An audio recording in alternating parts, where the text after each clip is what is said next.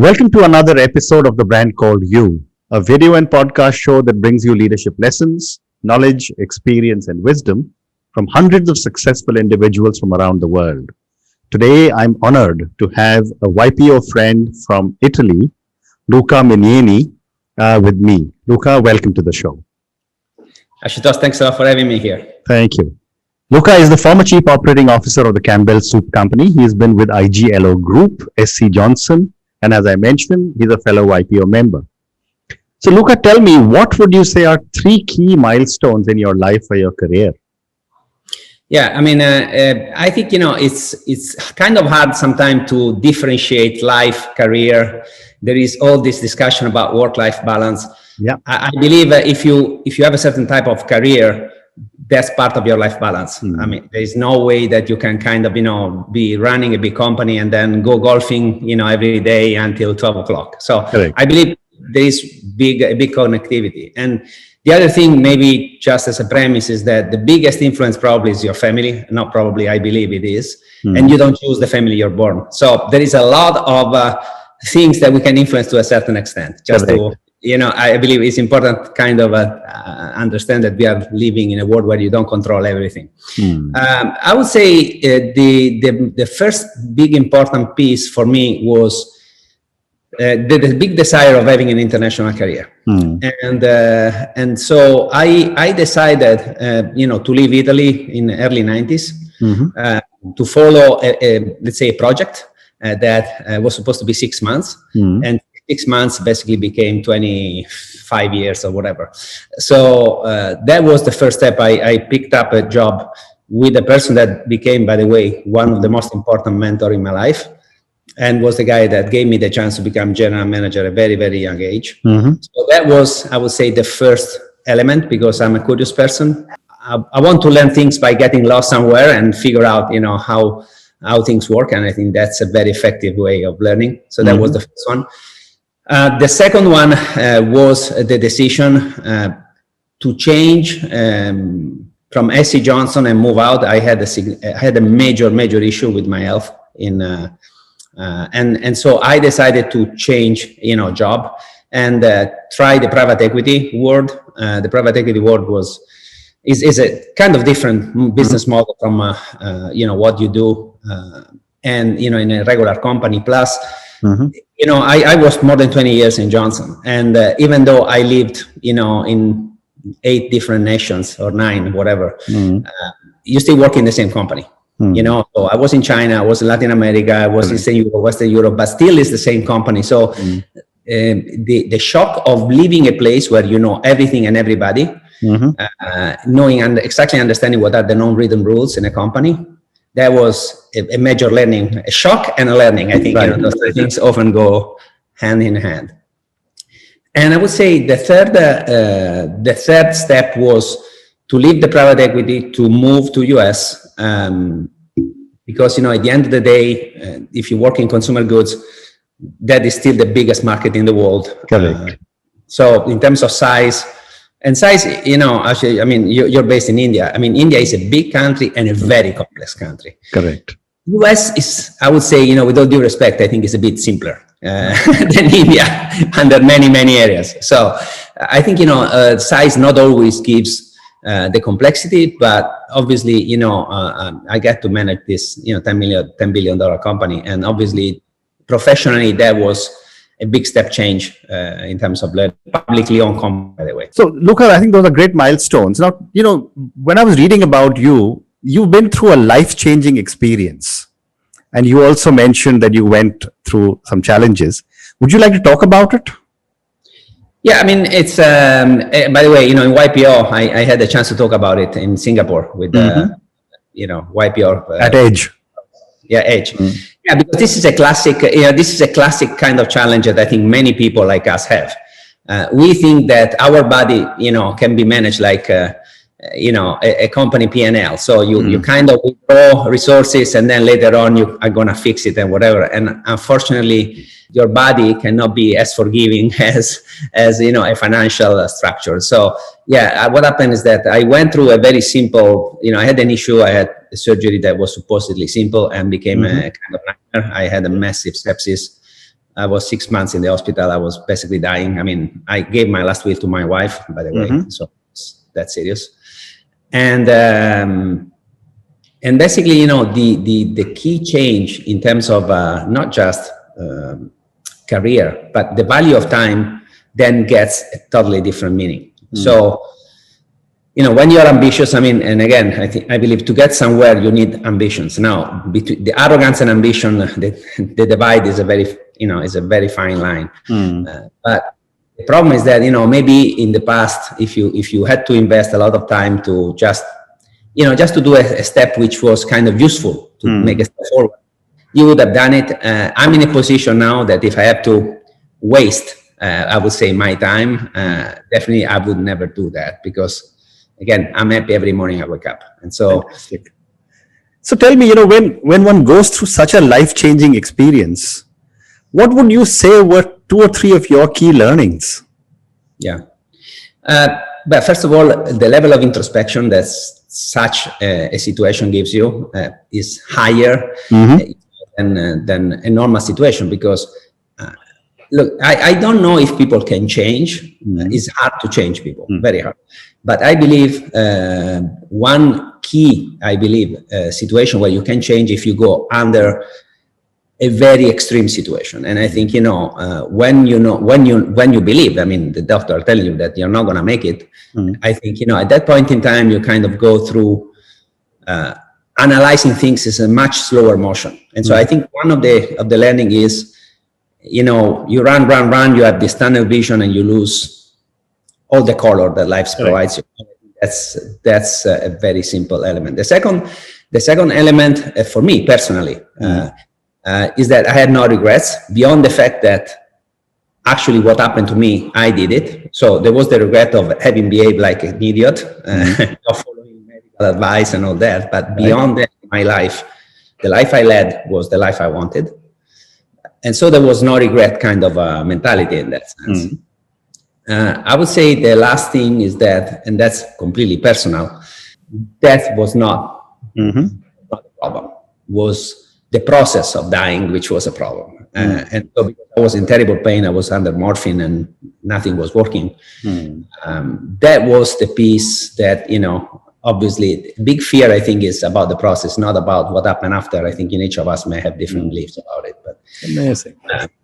Well, I just pray for a very, very long and healthy life from you. So, fantastic. What an experience. Thank you for sharing this. You know, this is amazing. So now let's talk a little bit about, you know, you as an FMCG marketing guru.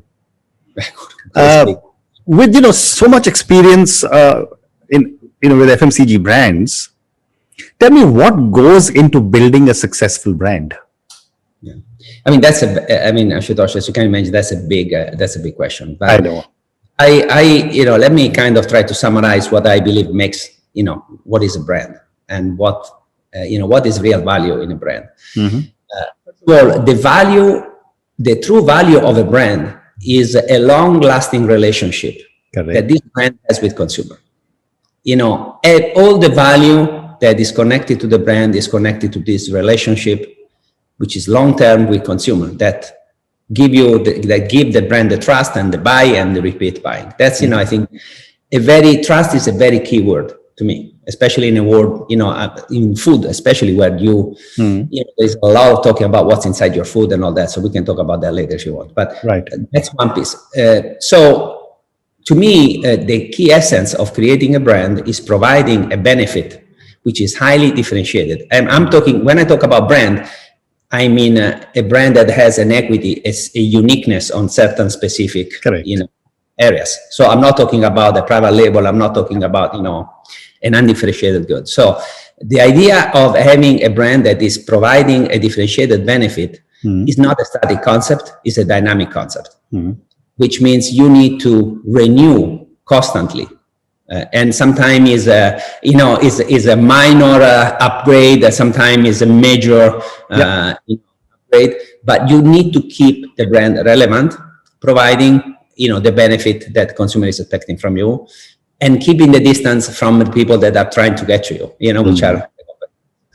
So, this is a very kind of generic answer, but what I want to say is that this is driving any action all across the function, from an R&D point of view, from a marketing point of view, from a sales point of view, from a logistic point of view.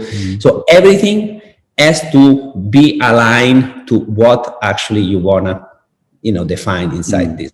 So it's not that there is one key element. I mean, obviously the mix right now, if you think about the digital, when I started marketing, digital was nowhere. I mean, you were still going through tests that were lasting 9 months and, with thousands of people writing on paper. Now you can do a lot of analysis, simply using web tools, and especially the communication piece is completely different. And I think obviously digital is an important piece. I don't believe it's still going to be just digital, not yet, at least, until at least the level of the world is going to be completely digitalized, put it like that. But definitely, then you have different tools now to fulfill what you need. But the lens has to start from, what is the brand equity and how to valorize and keep increasing the value of this long-term relationship with consumers. Very interesting. And I've often said that brands are like children. They need continuous input for them to thrive and grow. And I think that's exactly what you're saying. Okay. But no, absolutely. But in a digital world, and you did speak about digital a little bit, in a digital world, what should brands be doing to succeed? I mean, they're being bombarded from all over by multiple types of media, by small brands, Me Too players, etc., etc. Look, I mean, if I knew exactly what to do, I'd be, probably sitting on a 100-meter yacht in this moment. I agree with you. I don't think thoughts would be important. Juice or something. Maybe based on what you tell me, I'll get myself a 100-meter yacht. But I mean, first of all, I believe is the type of communication with people now is about content, how to engage different people, and we have seen. I mean, we have seen great successes and massive failures, right? So I would say still today is more as an art than a science, notwithstanding that big providers are telling you that they know exactly what's happening, what's going through the mind of people. We may get there one day. I don't believe it's there yet. Sure. But I think it's for example, the use of social media. I believe at the end of the day, if you don't cover subjects which are relevant and engaging with consumer, and you're just to sell stuff, social media is completely useless. Actually, is dangerous because you can fool somebody many times, you can fool many people a few times, but not everybody all the time. All right. So I think in terms of content, how to engage people. If I don't have an exact answer, I believe that if you want to make it right, you have to make it relevant. And so go through content that are generally attractive to potential consumers. And obviously, you want to become a kind of thought leader in that sense, depending on the kind of brand, it's got to be linked a specific area. Sure. And then I think, but to me, it's a long term. Now, forget fads, something that suddenly goes up like this, because I've seen things going up like that and going down like that. That's not a business. In many company, there's been a moment when I was in US where, the trade and everybody was talking about these challenger brands, right? Look, I mean, obviously, you're seeing 1 out of 10,000 brands that are launched that is having success. Correct. That's not the norms. That's not the norm. So I think the point is, if you have a strong brand, you have to make sure that the brand is still relevant. And obviously, you may want to look at different brand or whatever. But as a marketeer, I love to create new stuff, right? I mean, that's inside us. But business-wise, you have to make a proposition that stands on its feet. And it's amazing how little finance background and basic understanding a lot of people have. I mean, I'm surprised. Even big companies, sometimes either they are very smart, much smarter than I am, which is absolutely, plausible. But then you see that after 2 or 3 years, these things are not even relevant. Very interesting.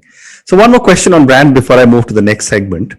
When I was growing up as a marketer, the most important thing was to have a strong distribution, to make sure that the products were available in the neighborhood store.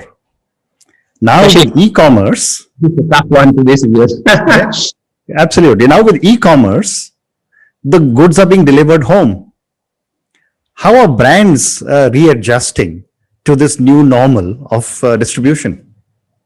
I mean, and Ashutosh, obviously, just to be, fair. I mean, Earth is not flat in that sense. I mean, you're living in the most complex country in the world in terms of distribution. I mean, Unilever is known to have, among the best distribution ever there because it's been there forever, right? For example, if you go to Latin America, probably Brazil and Mexico are also very complex for different reasons. US, huge market, but you got some big distributors you can cover the entire country. Yeah. Again, distribution of e-commerce in Australia started not long ago because of the size of the critical mass and whatever. So, but if we forget the differences, what you're saying is absolutely correct. Now there is this possibility for people just to be home and click and get the stuff. Now, in terms of producer, I believe there is a key need to understand how the overall chain works. In the sense that, if you want to sell, let's say this phone as an example, you sell it the same way in the retailer and online. I mean, that's not going to work because your costs are going to be totally prohibitive.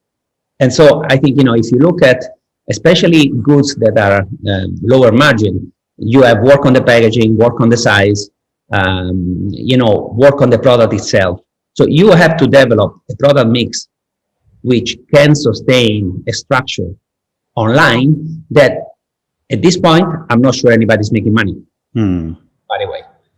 Some people are making money, but are the people that have been able, to give an example, in China, when I was in Campbell, we bought a company which is called Kelson, in Denmark. And the reason why I wanted that company is because they had a good distribution in China, especially for Chinese New Year, is a habit to give cookies and everything. But we discovered, and we were sure that, that was the biggest brand and whatever. But then we discovered there was an online brand that was selling twice as much as we did. It was present only online. Okay. We had all type of format and strategy that was absolutely focused on that. So I believe, it's the challenge is going to be how you structure your company to be able to be successful through a channel which requires tools, logistics, and cost structure, which is different from the one that you're going to have on brick and mortars. I don't believe it's going to be, the online, I think, if you go through the footprint, I'm not sure it's a cheap alternative also from a sustainability point of view. Imagine all the stuff that, people are very sensitive to the environment, but then they are ordering, I don't know, one small thing and it comes with a package like that. And so sooner or later, there's going to be, the understanding that there must be some way of better managing this. But anybody that wants to be successful, now you can be successful just going online, for example. Correct. And you don't need a massive structure in terms of HQ, which, by the way, with the new world, I'm not sure headquarters are going to be a lived experience, but that's me. Correct. Well said. So I'm going to move to some questions for you personally. I have time for maybe 3, maybe 4 questions. So Luca, amazing amount of success, went through a life-changing experience. What does success mean to Luca? That's a good question. Look, for me, success is to feel good with myself at the end of the day. I mean, obviously, now, just want to make sure that, we got a level of transparency. Obviously, if you're an ambitious person, you want to do certain things, you want to do certain things. I mean, you need, I would say you need those milestones of achievements, of success, to kind of, keep progressing on a journey, if you will, right? Yeah. So, by the way, the way I see success now at my age is different from the way. So I just want to make sure that, people will say, I mean, oh my God, I mean, that's the kind of guy coming out of a mountain. No, it's not. You get to certain points through a process. I agree. When I was 30, when I was 20, success for me was becoming a general manager. Correct. Yeah, that was my definition of success. Correct. All the rest didn't matter. If I had to go through a wall, work like 20 hours a day, that was and Sure.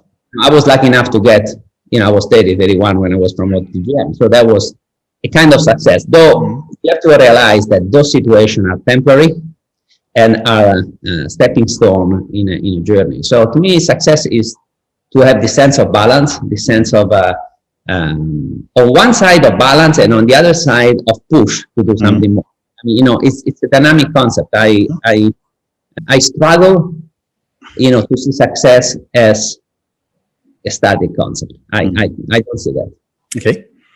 And a follow-up question to that is, who or what inspires you to keep doing so many amazing things? Well, I mean, first of all, thanks for the many amazing things. I don't know if I ever done those. Look at your career. It's fantastic. Well, I would say you look up at people better than you. And there are many. And, even in my team, I mean, absolutely. The biggest push, the biggest satisfaction for me was to have the blessing to work with people I love to work with. People I love to work with are people that are inspiring, are people that have a certain value set, are people that, are not happy with just the status quo. One thing is, to be never happy. One thing is to appreciate what you have. Two different concepts, all right? So I'm very appreciative of what I have. That doesn't mean that I don't find the reason why to keep doing something more, which is not just about money or titles, right? It's a matter about your growth, your personal growth. So definitely people, the mentors I had in my life, huge inspiration. I got 3 people that really changed my life, and those people have been with me always. Unfortunately, 2 of them are not with us. But those are elements that definitely inspire me. Fantastic. Fantastic. And my last question to you now, and this is for the thousands of people who will listen to you and me speak. Luca, you've reached the top of so many organizations, you've run so many businesses. What would your advice be to a young individual starting off on their corporate journey? Yeah. Look, I am, I'm going to say a statement that is going to sound a little bit extreme and counterintuitive, right? But overall, I don't care about what people think of me. All right? And let me, let's say, split this concept. To me, the most relevant element for me to choose a person, when I look at a person to hire or to choose, I look at the value set, I look at the attitude, and then obviously I look at skills. Correct. Now, if you believe in certain norms, in certain values, you should be, behaving, following those norms. This is going to attract around you people that have the same value set. That's going to build strength. Okay. If you are going to play somebody you're not, you're going to fall sooner or later. This does not mean that, you need to do just what you like or you need to wait for it. No, that's not what I'm saying. What I'm saying is, I do believe if you want to, even if you are in the smallest and the lowest possible position, your behavior has to be consistent with your value set. So this is the most important element that will drive you through, the 20, 30, 40, 50 years of career. And obviously, the area where you're going to orient this element is in areas that you like. If you don't find something you like, you still have to I think it's important not to just wait and see what to do. You do what you can do with what you have, and then you keep pushing, improving. So to me, is a journey, really, truly is a journey. The value is in the journey, but what really makes you special and unique is the way you live your value set. And to me, in the long run, that allowed me, for example, to attract the people that I wanted. Correct. And you can learn from those people because, there is this other concept. More you go up, less the specific technical skills. You need to master a number of, it's Okay, I mean, it's not, you don't get a surgeon that doesn't know how to cut, right? I mean, that's, but what is really important is that, your capability of selecting people, your capability to sustain people and give them the proper level of resources so that they can be successful. And especially, you need to be very open with your team about the fact that you don't know as much as they do in certain specific area. Okay. It's nothing wrong. And so I think that's, to me, a good dose of humility and being at the service of people that work with you. I think it's very helpful. Fantastic. Luca, thank you so much. It's been such a pleasure speaking to you. I wish you good health and success in everything you do. Thanks, Ashutosh, and the same to you. And hopefully this year is going to be, let's say, a normal year. Normal year I would hope be. so. I hope so. We deserve it. Have a great day. Thank you.